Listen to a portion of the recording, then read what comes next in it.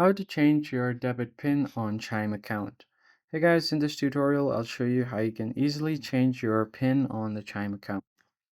So the very first thing you're going to have to do is open up your Chime application and make sure that you are logged into it. The next step here is to go to your settings menu. You can find it right at the top left corner. And once you land on the settings page, you can find different options here. All you have to do is tap on the account settings right here. And once you go to account settings, here you can find the option to change your PIN. So just tap the change your PIN button right below view your physical card or replace your card. And once you tap on change your PIN, you should be able to set a new PIN right here, but it will ask you for your verification right before to make sure you verify that that it is actually you. Enter your new debit PIN, and then from here you should be good to go. Now you can just confirm the same PIN again. Tap on confirm PIN, and now you have successfully set a new PIN.